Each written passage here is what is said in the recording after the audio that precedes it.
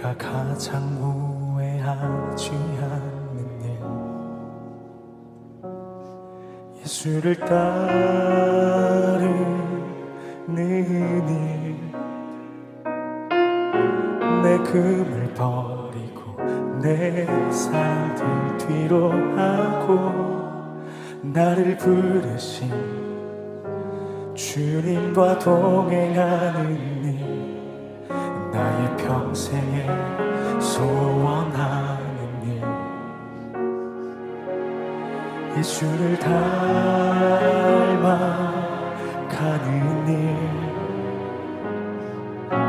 굳은 마음 제하시고 사랑을 가르치신 나의 예수님을 사랑하는 일, 날 부르심에 감사, 날 놓지 않으심 감사, 하늘 보좌 버리고 날 사랑하심에 감사, 나의 모든 삶을, 남은 모든 인생을 예수님과 함께 걷겠습니다. 할렐루야. 오늘도 하나님의 말씀으로 하루를 여는 여러분을 사랑하고 축복합니다. 우리가 살아가다 보면 깨끗함이 얼마나 중요한지에 대해서 깨닫게 될 때가 있습니다. 예를 들어 식당에서 정말 먹고 싶은 음식을 주문하였는데 음식을 담은 그릇이 지저분하거나 음식에 다른 것이 있다면 아무도 먹고 싶지 않을 것입니다. 깨끗함은 단순히 외적인 모습을 보여주는 것이 아니라 안심하고 신뢰할 수 있는 상태를 말하는 것이기 때문입니다. 그런 의미에서 우리 스스로 질문해 보아야 할 것이 있습니다. 하나님과 우리의 관계는 깨끗한가요? 이 또한 마찬가지이겠지요. 겉으로는 멀쩡해 보여도 마음 깊은 곳에 죄와 우상이 있다면 하나님과의 친밀함을 누릴 수는 없을 것입니다. 오늘 본문 말씀은 하나님께서 어떻게 그분의 백성을 깨끗하게 하시고 참된 남은 자들을 세우는지에 대해서 다루고 있습니다. 이 모든 일은 여호와 하나님께서 주도하십니다. 함께 묵상 하나님 말씀은 스가랴 13장 1절로 9절입니다. 말씀 듣고 묵상 나눔하겠습니다. 그날에 죄와 더러움을 씻는 셈이 다윗의 족속과 예루살렘 주민을 위하여 열리리라. 만군의 여호와가 말하노라. 그날에 내가 우상의 이름을 이 땅에서 끊어서 기억도 되지 못하게 할 것이며 거짓 선지자와 더러운 귀신을 이 땅에서 떠나게 할 것이라. 사람이 아직도 예언할 것 같으면 그 나온 부모가 그에게 이르기를 내가 여호와의 이름을 빙자하여 거짓말을 하니 살지 못하리라 하고 나온 부모가 그가 예언할 때에 칼로 그를 찌르리라. 그날에 선지자들이 예언할 때의 그 환상을 각기 부끄러워할 것이며 사람을 속이려고 토롯도 입지 아니할 것이며 말하기를 나는 선지자가 아니요 나는 농부라. 내가 어려서부터 사람의 종이 되었노라 할 것이요. 어떤 사람이 그에게 묻기를 내 두 팔 사이에 있는 상처는 어찌 됨이냐 하면 대답하기를 이는 나의 친구의 집에서 받은 상처라 하리라. 만군의 여호와가 말하노라. 칼아 깨어서 내 목자 내 짝된 자를 치라. 목자를 치면 양이 흩어지려니와 작은 자들 위에는 내가 내 손을 들이우리라. 여호와가 말하노라. 이 온 땅에서 3분의 2는 멸망하고 3분의 1은 거기 남으리니 내가 그 3분의 1을 불 가운데에 던져 은같이 연단하며 금같이 시험할 것이라. 그들이 내 이름을 부르리니 내가 들을 것이며 나는 말하기를 이는 내 백성이라 할 것이요 그들은 말하기를 여호와는 내 하나님이시라 하리라. 오늘 본문은 앞선 12장에서 다룬 회개의 역사가 구체적으로 어떻게 이루어지는지에 대해서 다루고 있습니다. 하나님은 죄와 더러움을 씻는 셈을 여시겠다고 말씀하십니다. 이는 메시아 예수 그리스도의 보혈을 예표하는 것입니다. 뿐만 아니라 그것은 그분을 믿는 자들이 죄 사함과 깨끗함을 얻게 될 것을 의미합니다. 이후 우상과 거짓 예언이 제거되는 장면이, 그리고 남은 자들이 연단을 거쳐 하나님께 속한 백성이 되는 장면이 이어지게 됩니다. 하나님은 회개의 역사의 그날에 무엇을 행하신다고 말씀하실까요? 1절입니다. 그날에 죄와 더러움을 씻는 셈이 다윗의 족속과 예루살렘 주민을 위하여 열리리라. 아멘. 하나님께서는 다윗의 족속과 예루살렘 주민들을 위해 셈을 여신다고 말씀하십니다. 왜일까요? 우리는 스스로 깨끗게 할 수 있는 존재가 아니기 때문입니다.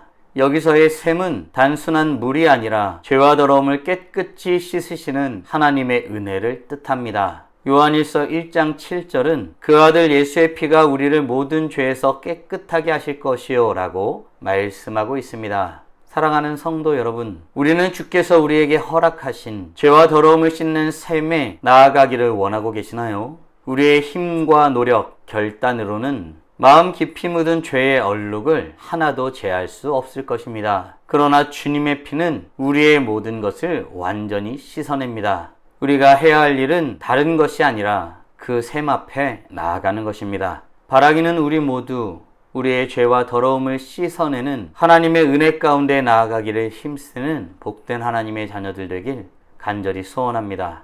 그렇다면 그 샘이 열리는 그날 하나님은 또 어떤 일을 행하실까요? 2절입니다. 만군의 여호와가 말하노라. 그날에 내가 우상의 이름을 이 땅에서 끊어서 기억도 되지 못하게 할 것이며 거짓 선지자와 더러운 귀신을 이 땅에서 떠나게 할 것이라.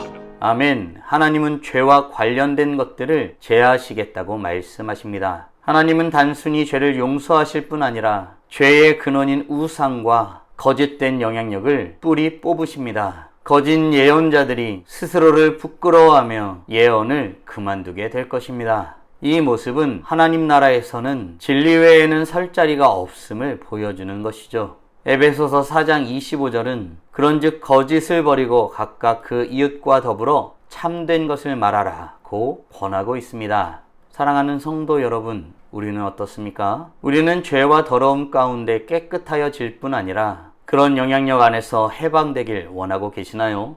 참된에게는 단순히 잘못을 뉘우치는데 그치지 않습니다. 삶의 우상을 버리고 진리를 붙드는 변화로 이어져야 합니다.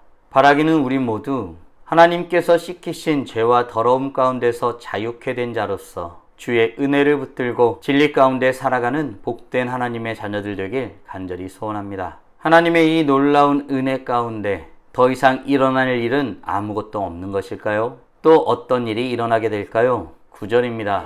내가 그 산물의 이를 불 가운데에 던져 은같이 연단하며 금같이 시험할 것이라.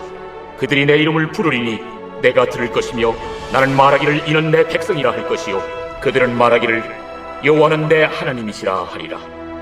아멘. 하나님은 이후 불시험이 있을 것이라고 말씀하십니다. 하나님은 그분의 백성을 남은 자로 만드시는데 그 과정에는 불시험이 반드시 있습니다. 은과 금이 불로 인하여 연단될 때에 더 순전해지듯이 하나님의 백성들도 시련을 통해서 그 믿음이 단련됩니다. 이 연단의 목적은 단순히 인내심을 키우는 것이 아닙니다. 우리가 하나님께 속한 자인 것을 드러내는 과정입니다. 그들은 내 백성이라 하시고 여호와는 내 하나님이라 하는 고백이 흘러나오는 순간인 것입니다. 사랑하는 성도 여러분, 오늘 우리는 예언된 회개의 역사가 구체적으로 어떻게 이루어지는지에 대해서 묵상하였습니다. 다음 질문들을 통해 말씀을 정리하고 더 깊게 묵상해 보길 원합니다. 우리는 주께서 열어주신 죄와 더러움을 씻을 수 있는 길로만 깨끗하여질 수 있음을 믿으시나요? 아울러 하나님은 우리를 온전케 하기 위해 연단을 준비하고 계심을 믿으시나요? 온전한 모습으로 오늘을 살아가기 위해 지금 당장 할 수 있는 일은 무엇이 있을까요? 묵상하신 대로 주님 앞에 나아가 찬란하게 빛나길 간절히 소원합니다. 다 함께 기도하겠습니다. 살아계신 하나님 감사합니다. 오늘도 복된 날을 우리에게 허락하여 주시고 회개의 역사가 일어나는 그날 구체적으로 어떤 일이 일어나는지 말씀을 통해서 묵상하고 확인하고 고백하게 하심에 감사드립니다.